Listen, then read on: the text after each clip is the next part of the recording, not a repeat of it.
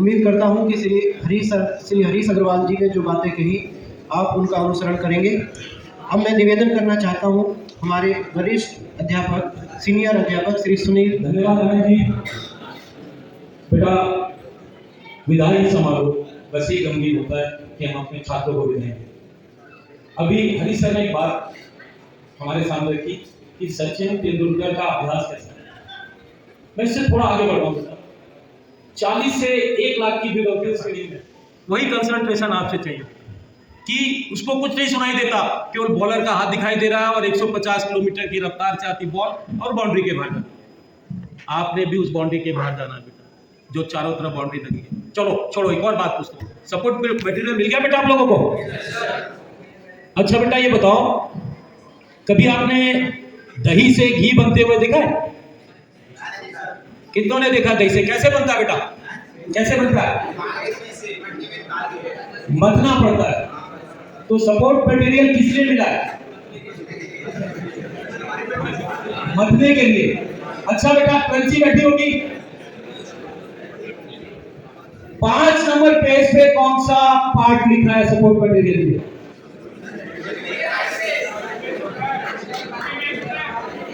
तो बेटा यही बस यही जानना चाह रहा था, यही पूछना चाह रहा था कि एक और सचिन तेंदुलकर है और एक और आपके पास सपोर्ट मटेरियल, आप कैसे मत थे, है ना?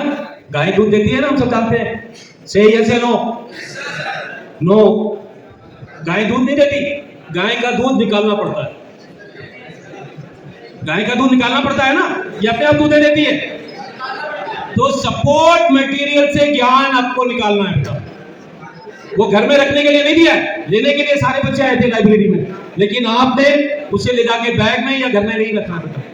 कुछ नहीं करना, हर सब्जेक्ट का सपोर्ट मटेरियल आपको मिला है, उसको मत डालना, और मतने के बाद जो घी मिलेगा, जो उसकी सुगंध होगी, आपके पूरे कैरियर को चमकाएगी। तो बेटा काम कैसा? सचिन जैसा ध्यान। कैसा ध्यान? अच्छा बेटे, आपने महाभारत पढ़ा, आपने देखा होगा गुरु द्रोण ने परीक्षा ली और सबको बुलाया और पूछा क्या दिखाई दे रहा है। जब पक्षी के आंख को मारना था, किसी को कुछ नजर आ रहा था, किसी को कुछ नजर आ रहा था, केवल एक अर्जुन था जिसे चिड़िया की आंख नजर आ रही थी।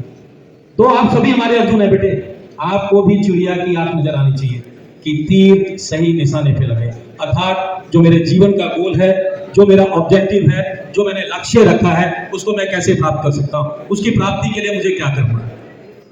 बेटे एक और बात, अपनी बात खत्म करने से कह दो, हम लोग भी बहुत गलतियां करते हैं। खासकर अभी मैं कुछ दिनों पहले विचार कर रहा था, आपको इंग्लिश वाले सर और हम एक एप्लीकेशन दिखाते हैं फीस माफी, दिखाते हैं ना बेटे?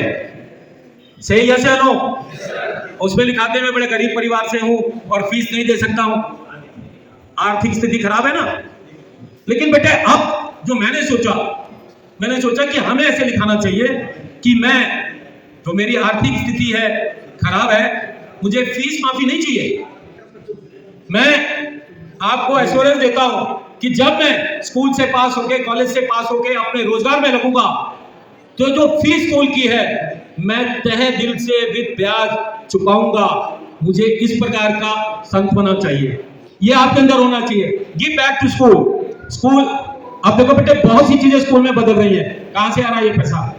ये आप जैसे छात्र जो यहां से पढ़ कर गए और आप जो स्कूल आते हैं, कुछ ना कुछ देते हैं। तो फीस माफी की जगह अगर आप कभी अध्यापक बने तो ये लिखाना कि मैं फीस देने में असमर्थ हूं, लेकिन आपको भरोसा दिलाता हूं जब भी मैं जॉब में आऊंगा, मुझे कोई भी नौकरी मिलेगी, मैं स्कूल की फीस बिन ब्याज लौटाने को तैयार रहूंगा। इसलिए प्रधानाचार्य महोदय, मेरे को फीस माफ ना करते ही छूट दी जाए कि मैं आने वाले समय में फीस जमा कर सकूं।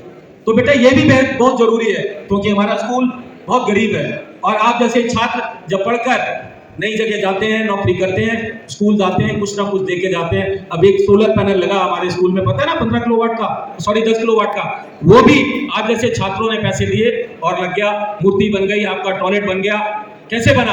आप जैसे छात्र जब व्यवसाय करते हैं, जॉब में जाते हैं, देते हैं, उससे ही बनता है। और मैं आपको, हमारे सभी साथी, सबका आशीर्वाद है कि आप दिन रात तरक्की करें, नई ऊंचाइयां छूमें, और केवल कह देने से नहीं होगा बेटा, ये कलयुगी आशीर्वाद है। इस आशीर्वाद को प्रकटित करने के लिए फिर वही आएगा, दही की तरह आपको मथना होगा, सचिन जैसा ध्यान आपको रखना होगा, तभी आपको सफलता मिलेगी। थैंक यू, धन्यवाद।